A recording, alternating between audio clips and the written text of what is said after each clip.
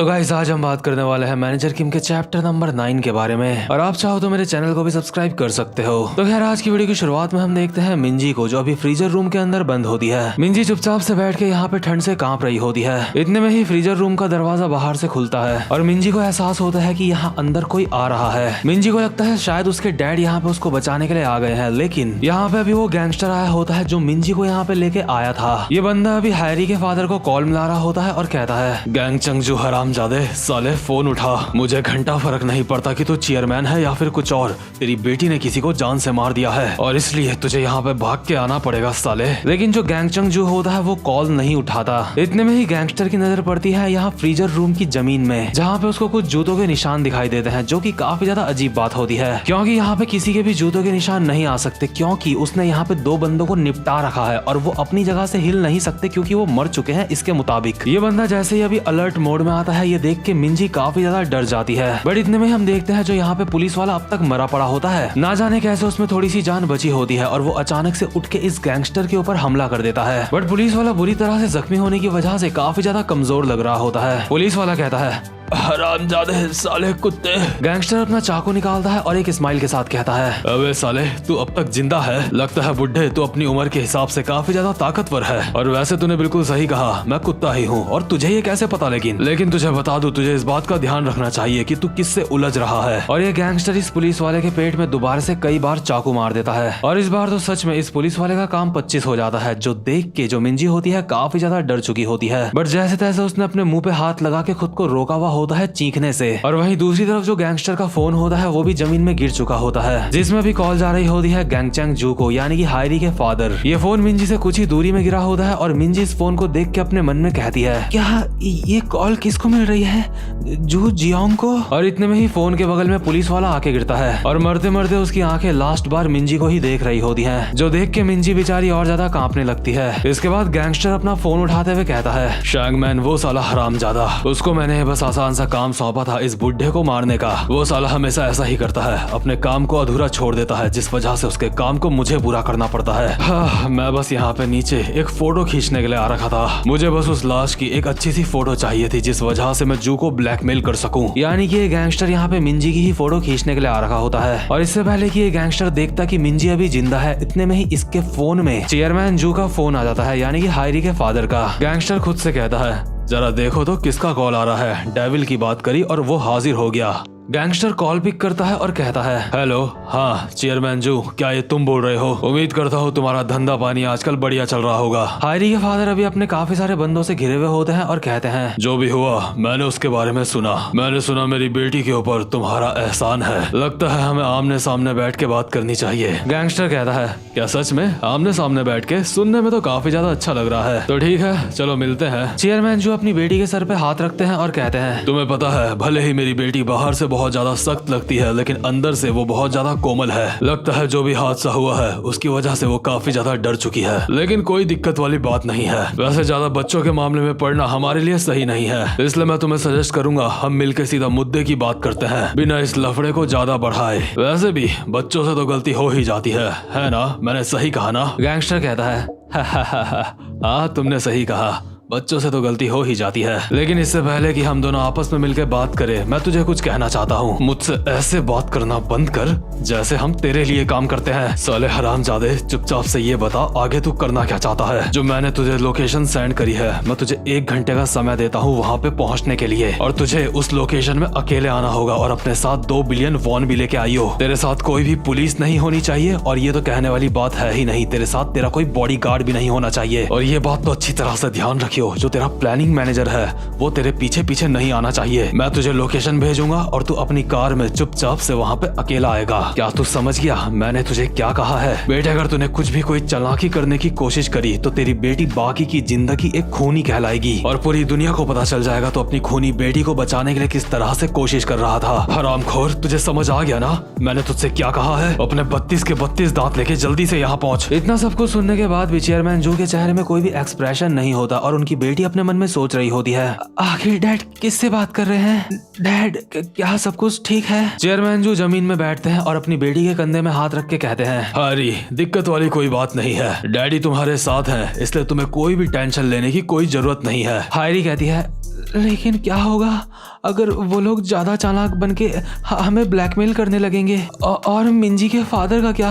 हम उन्हें कैसे हैंडल करेंगे? इतने में ही एक बंदा पीछे से कहता है, सर आपकी कार चलने के लिए तैयार है। हायरी के फादर कहते हैं, मेरी बच्ची, अपनी उम्र के हिसाब से तुम काफी ज्यादा चिंता कर रही हो। तुम्हें चिंता करने की कोई भी जरूरत नहीं है। ऐसी मामूली चीजें हमारा कुछ भी नहीं बिगाड़ सकती। याद रखो, तुम जू फैमिली की सबसे बड़ी बेटी हो और तुम्हें किसी से भी डरना नहीं चाहिए। एक बात हमेशा याद रखना, थोड़ी सी बारिश एक समुद्र को कभी भी गीला नहीं कर सकती। और हायरी के फादर अभी यहाँ से जाने लगते हैं और हायरी पीछे से कहती है, डैड आपका बहुत बहुत शुक्रिया, प्लीज अपना ख्याल रखना। और अब तक तो हायरी के फादर के चेहरे में कोई भी एक्सप्रेशन नहीं थे, लेकिन जैसे ही वो हायरी से थोड़ा सा दूर आ जाते हैं, हम चेयरमैन जू के चेहरे में साफ साफ देखते हैं बहुत ज्यादा गुस्सा। चेयरमैन जू यहाँ से चलते चलते अपने मैनेजर को कहते हैं, नैम अभी 500 मिलियन वॉन का बंदोबस्त करो। नाम कहता है, जी सर, जैसा आप कहें। और वहीं दूसरी तरफ हम देखते हैं समुद्र किनारे का सीन, जहाँ पे मिंजी होती है। अभी वहाँ पे बारिश स्टार्ट हो चुकी होती है, जिस वजह से जो गैंगस्टर होता है उसके फोन से सारे के सारे सिग्नल उड़ जाते हैं। ये देख के गैंगस्टर खुद से कहता है, ये जगह सच में काफी ज्यादा बेकार है। खैर मुझे ऐसा नहीं सोचना चाहिए, जो कुछ होगा अच्छा ही होगा। अभी मुझे ज्यादा चिंता नहीं करनी चाहिए। मुझे ये बिल्कुल भी नहीं भूलना चाहिए, वो चेयरमैन जू एक बहुत ही ज्यादा चालाक लोमड़ी है। अभी मैं उस हरामजादे जू के ऊपर गुस्सा होकर अपने इमोशंस को बाहर आने नहीं दे सकता। अगली बार जब मेरी उससे बात होगी तो मैं इस बात का ध्यान रखूंगा। उम्मीद करता हूँ कि मैं उससे थोड़ा सा तमीज से बात कर पाऊंगा। और ये कहते कहते ये गैंगस्टर अभी फ्रीजर रूम से बाहर आ जाता है, जिसकी वजह से मिंजी राहत की सांस लेती है। गैंगस्टर बाहर आते ही कहता है, अबे यार अब यहाँ पे बारिश स्टार्ट हो गई। बहुत बढ़िया, साला ये मेरी पैंट नई नई थी और ये गीली होने लग गई है। मैं सोच ही रहा था आखिर चीजें इतनी अच्छी कैसे चल रही है, कुछ भी गड़बड़ तो होनी ही थी। लेकिन इतने में ही जो गैंगस्टर होता है उसकी नजर पड़ती है फ्रीजर रूम के अंदर, जहाँ पे मिंजी और इस गैंगस्टर की नजरें आपस में मिल जाती है। और ये गैंगस्टर काफी ज्यादा हैरान हो जाता है। गैंगस्टर जैसे ही हैरान होकर अभी दरवाजे के अंदर आने वाला होता है मिंजी को मारने के लिए, इतने में ही मिंजी फटाक से दरवाजा बंद कर देती है और उसे अंदर से लॉक कर देती है। गैंगस्टर बाहर से बस दरवाजे को खींचे जा रहा होता है और कहता है, तू कुतिया कहीं की, दरवाजा खोल, जल्दी खोल इसे। अबे यार शिट, मुझे लग ही रहा था कुछ तो गड़बड़ है। गैंगस्टर किसी को कॉल मिलाता है और कहता है, अबे यार शिट, साले कॉल उठा, जल्दी कॉल उठा। असल में गैंगस्टर ये कॉल मिला रहा होता है शैंगमैन को, जिसने पुलिस वाले को चाकू मारे थे। वहीं दूसरी तरफ हम देखते हैं शैंगमैन को, जैसे ही उसका फोन बजता है, इससे पहले वो कॉल पिकअप करता, तभी जहाँ पे जिस कमरे में वो बैठा होता है वहाँ पे मैनेजर किम आ जाते हैं। मैनेजर किम शैंगमैन को देख के ही पहचान जाते हैं ये वही बंदा है जिन लोगों ने मिंजी को किडनैप करा है, क्योंकि मैनेजर ने शैंगमैन की सारी जानकारी पहले ही निकाल ली थी। मैनेजर किम बहुत ही सीरियसनेस के साथ हल्के हल्के आगे बढ़ते हैं शैंगमैन की तरफ, और यहाँ पे जो दो गैंगस्टर बैठे होते हैं वो भी अपनी जगह से उठ जाते हैं। इसके बाद शैंगमैन का साथ का बंदा मैनेजर किम के पास आता है और उनके सर पे हाथ रख के कहता है, अबे ओए, आखिर तू कौन है और हमसे क्या चाहता है? अबे साले तेरे मुंह में जवान नहीं है क्या? मैंने कहा तू कौन है? मैनेजर किम का दिमाग तो अभी इतना खराब हो रहा होता है कि वो इस बंदे का कुत्ता बना दें, लेकिन वो ऐसा नहीं करते और मिंजी का मोबाइल इस बंदे को दिखाते हैं। जहाँ अभी ये सब कुछ हो रहा होता है, वही जो दूसरा गैंगस्टर होता है अब भी शैंगमैन को कॉल कर रहा होता है और खुद से कह रहा होता है, शैंगमैन हरामजादे, कॉल उठाओ। तो क्योंकि शैंगमैन अभी कॉल नहीं उठाता, इसलिए गैंगस्टर अपने साथ के दूसरे बंदों को कॉल करता है और कहता है, हेलो, क्या शैंगमैन तुम्हारे साथ है? और अभी जिन बंदों को इस गैंगस्टर ने कॉल करा होता है वो सारे के सारे कार में बैठे हुए होते हैं। उनमें से एक बंदा कॉल का जवाब देते हुए कहता है, नहीं बॉस, वो हमारे साथ नहीं है। वैसे हम वहाँ पे पहुँचने ही वाले हैं, तो बताओ हमें एग्जैक्टली कहाँ पे जाना है? अभी यहाँ कार के अंदर एक मास्क वाला बंदा भी बैठा होता है, जिसके ऊपर स्पेशली फोकस करा गया होता है, जिसका साफ साफ मतलब यह है कि ये बंदा काफी ज्यादा खतरनाक है। वही जो मेन गैंगस्टर होता है अपने साथ के बंदों को बोल रहा होता है, अच्छा तो ये तुम लोग हो क्या? मेन गैंग तुम लोगों के साथ में ही है? दूसरा बंदा कहता है, जी सर, वो हमारे साथ ही है। इसके बाद गैंगस्टर कहता है, सबसे पहले तुम हमारे ऑफिस जाओ और वहाँ पे देखो कि शैंगमैन वहाँ पे है या फिर नहीं। मुझे लगता है जरूर वहाँ पे कुछ ना कुछ तो हुआ है। और मिन गैंग को कहना जैसे ही वो वहाँ पे पहुंचे, ये जो फ्रीज वाला रूम है इसके पास आए। मुझे यहाँ पे उसकी जल्दी से जरूरत है, उसे भेजो यहाँ। इस बंदे से बात करने के बाद जो एक गैंगस्टर होता है दोबारा से शैंगमैन को कॉल मिलाने की कोशिश कर रहा होता है और कहता है, शैंगमैन कॉल उठा ले प्लीज, कॉल उठा। इस गैंगस्टर को अभी इस बात की चिंता सताए जा रही होती है कि जो अंदर लड़की है वो अब तक जिंदा है, और अगर वो लड़की जिंदा रही तो ये गैंगस्टर चेयरमैन जू को ब्लैकमेल नहीं कर पाएगा। अभी हम देखते हैं शैंगमैन का मोबाइल अब भी बजे जा रहा होता है, और जो शैंगमैन का साथ का बंदा होता है मैनेजर किम ने उसकी मार मार के बुरी हालत कर दी होती है, और अभी भाग रहे होते हैं शैंगमैन के पीछे उसको पकड़ने के लिए। शैंगमैन भागते भागते खुद से कहता कहता है ये साला सच में काफी ज्यादा ताकतवर है। मैनेजर किम अभी पीछे से उछल के शैंगमैन के ऊपर एक लात मारते हैं, बट शैंगमैन गिरते पड़ते आगे की तरफ डाइव मार देता है, जिस वजह से वो इस लात से बच जाता है और जल्दी से यहाँ पे एक सीढ़ी में ऊपर की तरफ भागने लगता है और कहता है किसी पागल कुत्ते की तरह मेरा पीछा करना बंद कर। आखिर तू है कौन?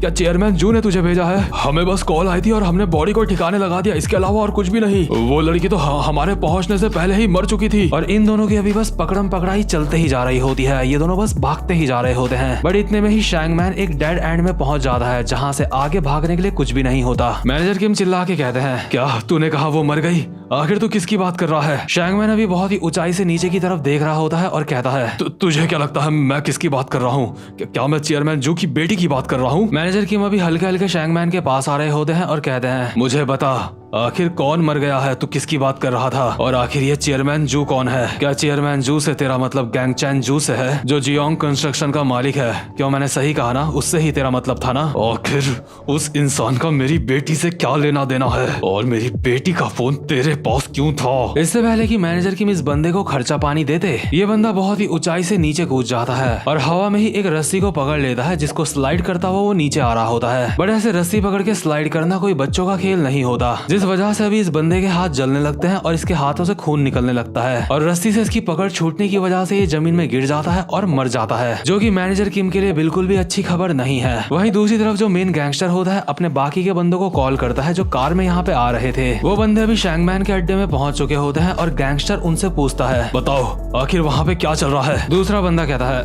हाँ इस जगह को देख के ऐसा लगता है जैसे यहाँ पे हमला हुआ था, लेकिन यहाँ पे शैंगमैन और बर्गर उन दोनों में से कोई भी नहीं है, या फिर ऐसा भी हो सकता है शायद वो दोनों हरामजादे कुछ करने की कोशिश कर रहे हो। वैसे भी शैंगमैन इतना ज्यादा हरामजादा है कि वो कब क्या कर दे वो कोई भी नहीं बता सकता। गैंगस्टर कहता है क्या तूने क्या कहा? बर्गर भी वहाँ पे नहीं है? उस जगह की अच्छी तरह से तलाशी करो और उन दोनों को ढूंढो, आखिर वो दोनों गए कहाँ? वहीं दूसरी तरफ जो बर्गर होता है जिसने पहले मैनेजर किम से मार खाई होती है, वो फटी हुई हालत में लड़खड़ाता हुआ अपनी कार की तरफ जा रहा होता है और बहुत ही मुश्किल से कार के अंदर बैठता है और राहत की सांस ले ही रहा होता है। इतने में ही मैनेजर किम कार के शीशे में एक मुक्का मारते हैं और कहते हैं कार से बाहर निकल, मैंने कहा जल्दी बाहर आ। बर्गर अंदर से चिल्लाते हुए बोल रहा होता है क्या तुम्हें लगता है मैं कोई गधा हूँ? आखिर मैं दरवाजा क्यों खोलूं? साले मादर यहाँ से दफा हो जा, हरामजादे यहाँ से चला जा, और तेरे अंदर हिम्मत है तो दरवाजा खुद खोल ले। साले कुत्ते मैं तुझे चुनौती देता हूँ, दरवाजा खोल के दिखा। अभी मैनेजर किम के पास एक पिन होती है, वो उस पिन से इस दरवाजे को खोलने की कोशिश कर रहे होते हैं और ये बंदा अंदर से चिल्ला रहा होता है चाहे तो कितनी बार भी कोशिश कर ले वो दरवाजा नहीं खुलने वाला। बट मैनेजर किम एक बार में ही दरवाजा खोल देते हैं और इस बंदे के सामने खड़े होते हैं और बर्गर की अभी पूरी तरह से फटके 4 हो चुकी होती है और वो डरते हुए कहता है वो लड़की अभी फ्रीजर रूम में है, मुझे छोड़ दो। मैनेजर किम गुस्से में कहते हैं क्या अभी तूने क्या कहा? बर्गर कहता है वो जिस लड़की का फोन था हमने उसे फ्रीजर रूम के अंदर फेंक दिया है। हमने चेयरमैन जू से झूठ बोला था कि हमने उसकी लाश यहाँ से शिप में भेज दी है, लेकिन हमारा असली प्लान ये था कि हम उस बॉडी को फ्रीजर रूम के अंदर रखेंगे ताकि आगे हम उसका इस्तेमाल कर सके। मैनेजर किम सीरियस होकर कहते हैं क्या तुम उसको जमाने की सोच रहे हो? इतने में ही पीछे से 2 गैंगस्टर्स भागते हुए आते हैं और इनमें से एक बंदा मैनेजर किम की गर्दन में अटैक करके कहता है ये क्या, ये मेरे हमला करने के बाद भी जमीन में गिर क्यों नहीं रहा है? बट जो 2 बंदे अभी यहाँ पे आए होते हैं मैनेजर किम उनका मार मार के कुत्ता बना देते हैं और वो हवा में उड़ रहे होते हैं और इसी बात का फायदा उठाते हुए जो बर्गर होता है यहाँ से भागने की कोशिश कर रहा होता है। बर्गर बहुत ही मुश्किल से एक ट्रक तक जाता है जहाँ पे एक आदमी बैठ के बर्गर खा रहा होता है। बर्गर उस आदमी को उसके बर्गर समेत इस गाड़ी से नीचे फेंक देता है और खुद से बोल रहा होता है चाबिया, आखिर इसकी चाबी कहाँ है? खैर बर्गर को चाबियां भी इस गाड़ी के अंदर ही मिल जाती है और वो इस बड़ी सी गाड़ी को लेके यहाँ से निकलने लगता है और जिसकी ये गाड़ी होती है अभी वो चिल्ला रहा होता है नहीं हे रुक जाओ, वो मेरा ट्रक है, हे पागल रुको। वहीं जो बर्गर होता है वो इस ट्रक के शीशे में देखता है कि मैनेजर किम अब भी उसका पीछा कर रहे हैं। मैनेजर किम बिल्कुल किसी सुपर ह्यूमन की तरह कंटेनर्स के ऊपर से जंप लगा रहे होते हैं और इस ट्रक की स्पीड को मैच करके उछल के आते हैं और बर्गर जहाँ पे बैठा हुआ होता है उस शीशे में एक लात मार के पूरे ट्रक को डिसबैलेंस कर देते हैं और बर्गर अभी चिल्ला रहा होता है नहीं मैं कुछ भी देख नहीं पा रहा हूँ और ये ट्रक पलट के बगल में समुद्र में गिर जाता है और जिस बंदे का ये ट्रक होता है एक बंदा उसको कह रहा होता है हे किम, आखिर यहाँ पे क्या चल रहा है? तुम्हारा ट्रक वहाँ पानी में क्यों पड़ा है? लगता है हमें सबसे पहले उन दोनों लोगों के लिए मदद बुलानी चाहिए। अरे नहीं देखो वो दोनों जिंदा हैं। और मैनेजर किम अभी बर्गर को पानी से बाहर ला रहे होते हैं। मैनेजर किम पानी से बाहर लाते हुए बर्गर को कहते हैं चाहे तो कितना भी भाग ले, दुनिया के किसी भी कोने में चला जा, लेकिन मैं तुझे कहीं से भी ढूंढ के निकाल लूंगा, क्योंकि तुम लोग मेरी बेटी से उलझे हो। चाहे तो कुछ भी कर ले, तू मुझसे नहीं बच सकता। अब चुपचाप से मुझे बता, जिस फ्रीजर रूम की तू बात कर रहा था वो कहाँ है? वहीं दूसरी तरफ जो गैंगस्टर होता है दरवाजे के बाहर से मिंजी को कहता है, हाँ ठीक है, तुम्हें जितने ड्रामे करने हैं कर लो, मैं अभी देखता हूँ तुम्हारे ये ड्रामे कब तक चलते हैं। वैसे भी लड़की, फ्रीजर रूम के अंदर तू बैठी है, ना कि मैं। आखिर तू कितनी देर तक वहाँ की ठंड को बर्दाश्त कर पाएगी? वहीं जो मिंजी होती है धीरे धीरे करके ठंड की वजह से उसकी बॉडी नीली पड़ रही होती है और वो कांपते हुए खुद से बोल रही होती है, डैड मुझे बचा लो। इतने में जो गैंगस्टर होता है उसके दिमाग की बत्ती जलती है और वो एक जगह में बैठ के कहता है, हे लड़की, हम चाहे तो पूरा दिन बैठ के यहाँ पे बस यही सब कुछ कर सकते हैं, लेकिन इससे ना तुझे कुछ फायदा होगा और ना ही मुझे। कैसा रहेगा हम दोनों आपस में समझौता कर ले? देख लड़की, अगर तू मेरी बात मानेगी तो मैं तुझे जाने दूंगा। और जहाँ पे गैंगस्टर अभी फ्रीजर रूम के बाहर बैठा होता है, वहीं काफी ज्यादा दूर से मैनेजर किम इसके पीछे से आ रहे होते हैं और बर्गर मैनेजर किम को बताता है, वो वहाँ पे वही है फ्रीजर रूम। यानी कि फाइनली अब मैनेजर किम फ्रीजर रूम तक पहुंच चुके हैं। तो खैर इसी के साथ ये वाला चैप्टर यहीं पे खत्म होता है। उम्मीद करता हूँ कि आपको आज की वीडियो भी अच्छी लगी हो, और जिस किसी को भी क्वालिटी एक्सप्लेनेशन देखना अच्छा लगता है वो मेरे चैनल को जरूर से सब्सक्राइब कर लेना, क्योंकि आपको फ्यूचर में भी मेरे चैनल में काफी सारी अच्छी मानवास देखने को मिल सकती है, जिनकी मैं कोशिश करूंगा की अच्छी तरह से एक्सप्लेनेशन करूँ। तो गाइस अब मैं मिलता हूँ आपसे अपनी नेक्स्ट वीडियो में, तब तक के लिए गुड बाय।